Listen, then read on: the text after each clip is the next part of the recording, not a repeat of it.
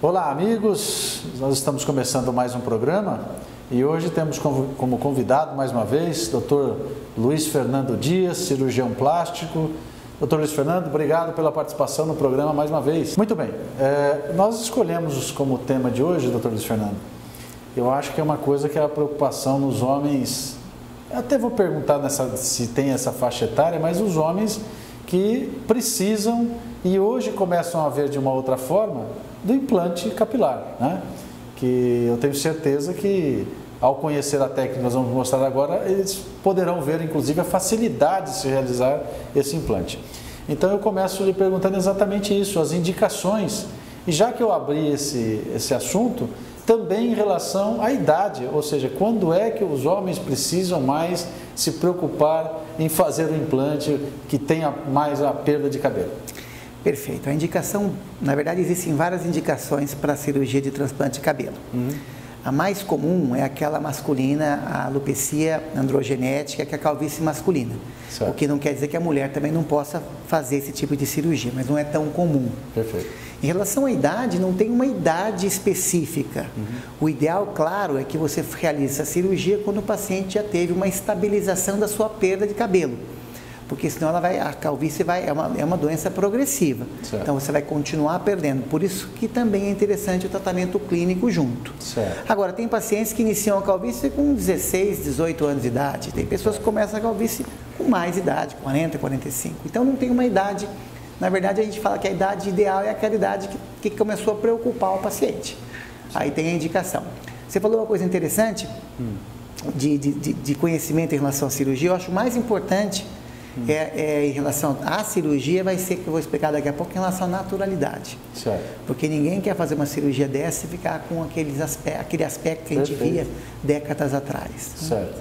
Bom, então vamos partir vamos mostrar, pelo menos basicamente, para o nosso telespectador, como é realizado, a técnica como ela é realizada, que eu acho, aliás, eu vou lhe dizer isso, me impressionou com as imagens é realmente a forma tranquila da cirurgia, né? A gente percebe que o paciente não tem, eu acho que ele fica só sedado, eu vou pedir para que o senhor explique isso.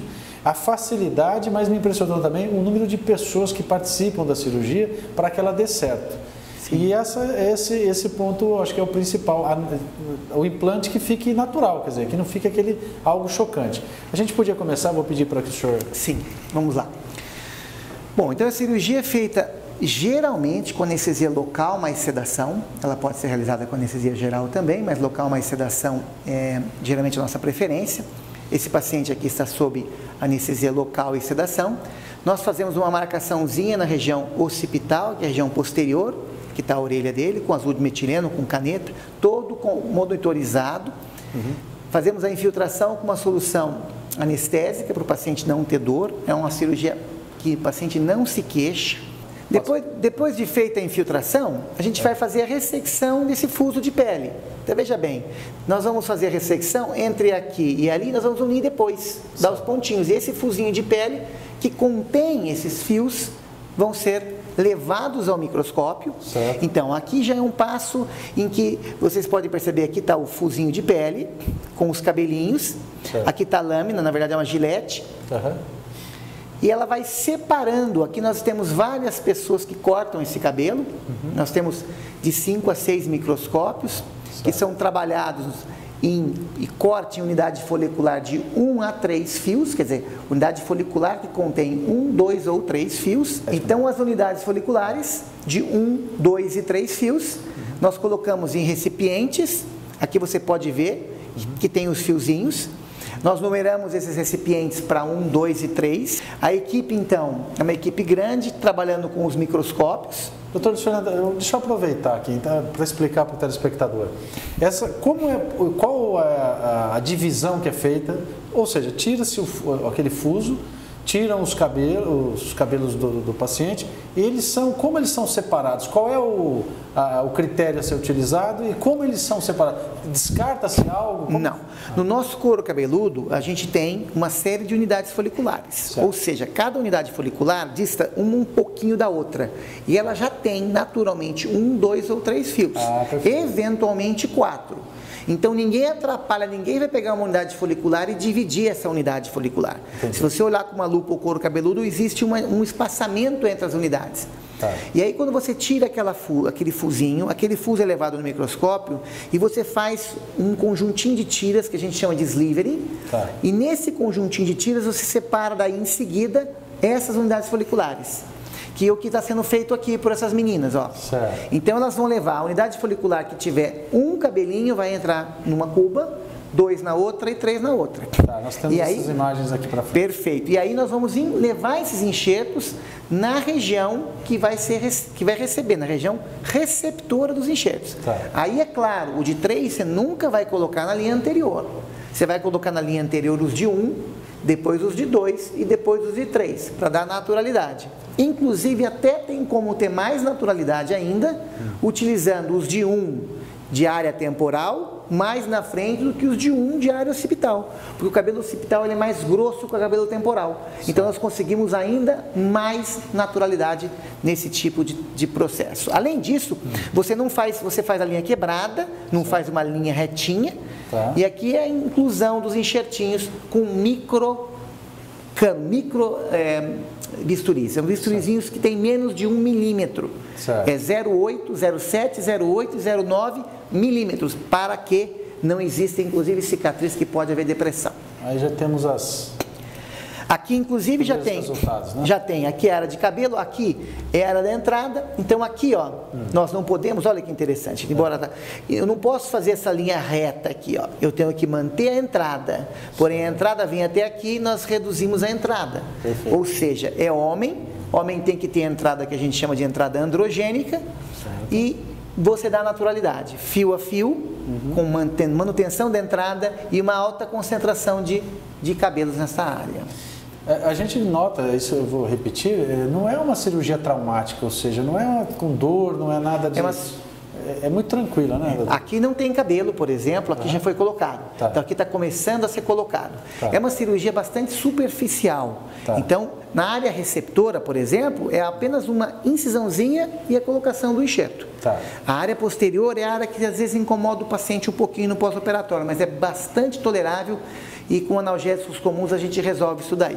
Então a bancada com os microscópios, onde é feita o corte dos enxertos, o preparo deles, e aí o paciente que vai receber os enxertinhos. Certo. Note que está todo o ambiente monitorizado, cautério, carrinho de anestesia. Uma equipe que 8, 9 pessoas, doutor?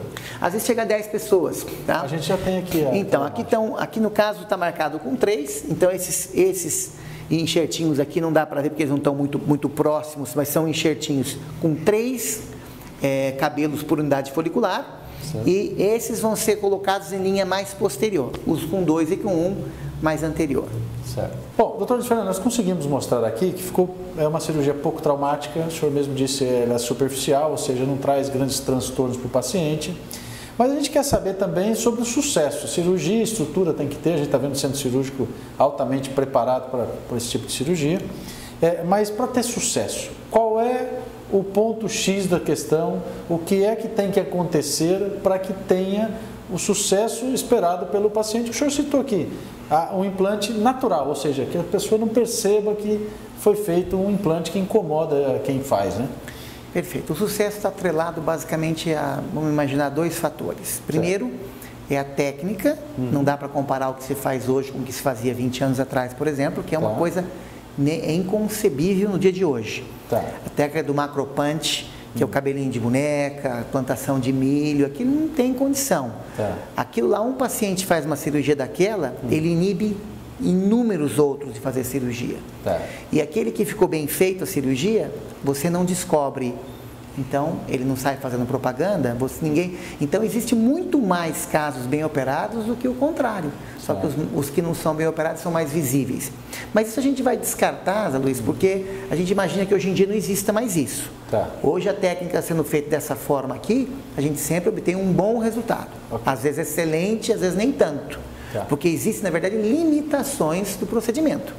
Então, já aproveitando a deixa que você deu, já vou falar de limitação, para você ter um sucesso. 2 coisas básicas, por exemplo, o grau de calvície. Paciente que vem com uma calvície muito avançada, ele vai ter um resultado inferior. Não tem como, por exemplo, a pessoa ter um grau de calvície 7 ou 8, que é só aquela ferradurinha, e querer ficar cabeludo com essa técnica, porque nós não criamos cabelo, nós apenas redistribuímos. Então você vai redistribuir como? Se você tem 100 mil fios e o paciente tem 10 mil só, ele perdeu 90, você vai pegar 10 e vai redistribuir? Não tem condição. Tá. E uma outra coisa interessante, que você encontra um paciente que fez uma cirurgia 5, 6 anos atrás, fala, mas parece que está pior agora. A gente tem que levar em consideração um fator importantíssimo, que é que a calvície é progressiva. A pessoa que tem calvície, ela continua perdendo cabelo. Então, se você faz um implante de cabelo num paciente de 20, 25 anos de idade, que tem só uma área para você colocar cabelo, e você coloca cabelo naquela área e ela continua perdendo cabelo, a calvície dela está progredindo, ela vai ter daqui a uns anos um resultado pior. Por quê? Porque ela perdeu, porque o problema continuou, não porque a enxertia não foi bem feita. Então, esse paciente pode necessitar de um segundo tempo e ele tem que ser informado do quê? Que ele precisa realizar o tratamento clínico junto, para que a gente consiga, pelo menos, diminuir a velocidade, a progressão da doença. Certo. E aí você consegue um resultado por mais tempo. Porque a gente tem pessoas que vão perder todo o cabelo até uma certa faixa etária. Certo. Agora, o cabelo que você remove da região occipital, ele não cai porque ele vai cair quando o cabelo da região occipital cair. E se ele ficar num grau avançado de calvície e tiver só aquela faixinha, ele vai ter o cabelo da área que você colocou também. Certo. Então, uma limitação é a progressão da calvície, que eu acho mais interessante. E isso a gente discute com o paciente. O paciente vem fazer esse tipo de cirurgia com 45, 50 anos. Já tem uma calvície já estabelecida, já está há alguns anos sem uma perda de cabelo. Você estabelece um tratamento clínico, uma cirurgia, óbvio que nós vamos ter um resultado muito bom. Tá. Agora, se ele vem com 20 anos, 1 ano, 2 atrás, tinha muito cabelo, em 2 anos ele perdeu muito cabelo, e você faz a cirurgia sem um tratamento clínico, é lógico que depois de alguns anos ele vai continuar perdendo, porque a cirurgia redistribui, mas ela não impede a progressão do problema. Eu acho que, de uma forma geral, a cirurgia plástica ela está extremamente ligada à realidade e à orientação do profissional. Ou seja, não se esperar demais de onde é impossível. Claro. Pós-cirúrgico, é aquele paciente que fica, eu não posso fazer agora porque tem um período, eu não quero aparecer dessa forma. Como é que é o pós-cirúrgico? Como é que é essa adaptação do paciente a esse novo momento? Então, ele faz a cirurgia num dia, geralmente tem alta no mesmo dia. Nós não temos deixado mais aquele capacete que a gente deixava, que era uma bandagem, não tem utilizado mais. Ele vai utilizar um analgésico no pós-operatório, não para a área receptora, que ela não dói, mas às vezes pelo incômodo da área doadora. Vai tomar um anti-inflamatório, algum medicamento que a gente vai passar para ele, e vai ter uma atividade praticamente normal no dia seguinte ou no outro.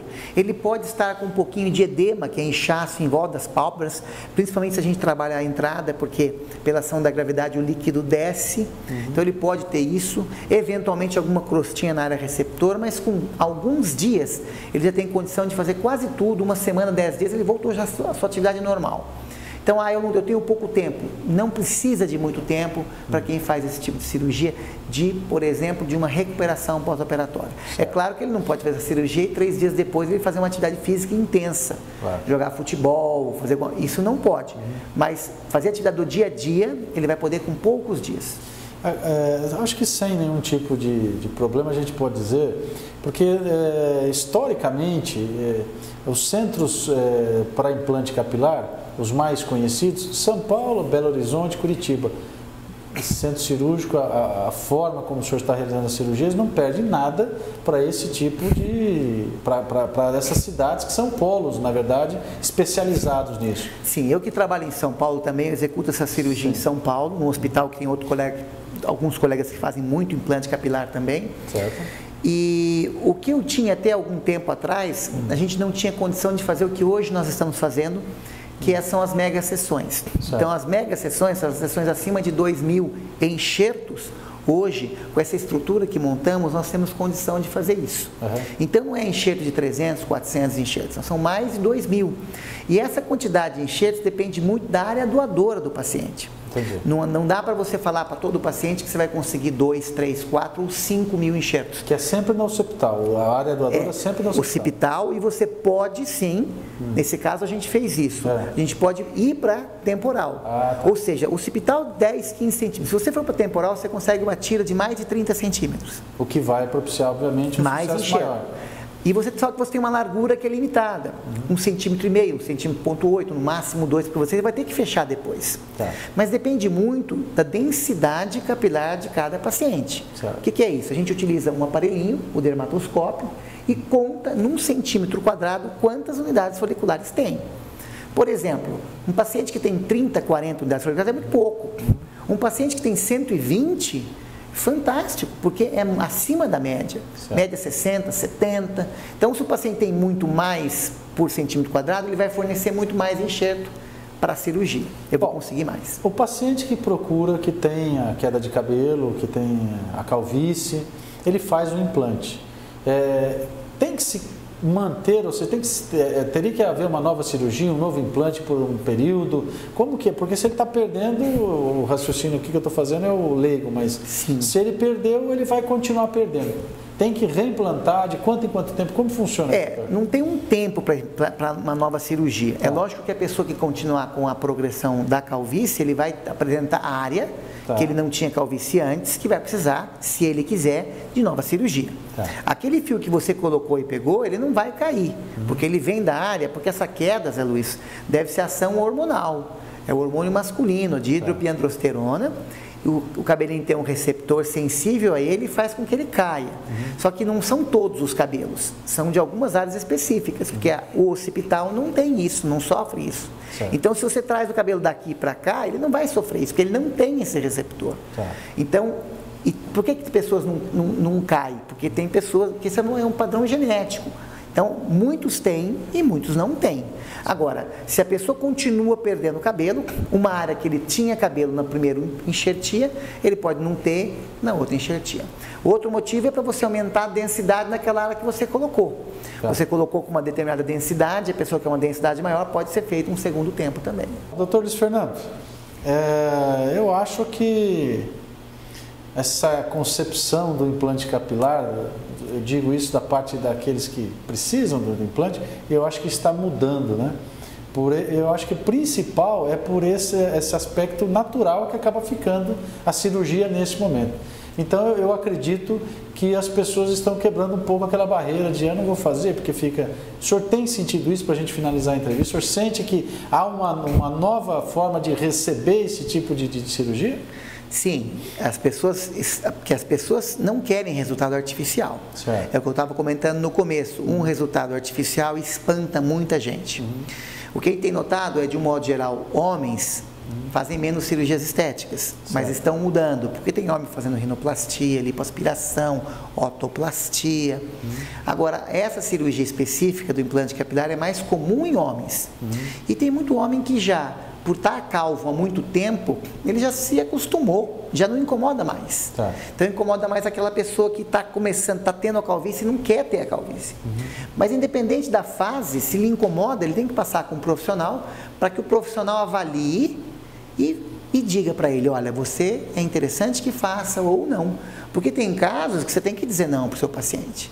Os casos de calvície muito avançado, é de repente melhor não ser feita a cirurgia, porque você não vai dar um resultado interessante para o paciente. Mas a maioria dos pacientes, o resultado é fantástico.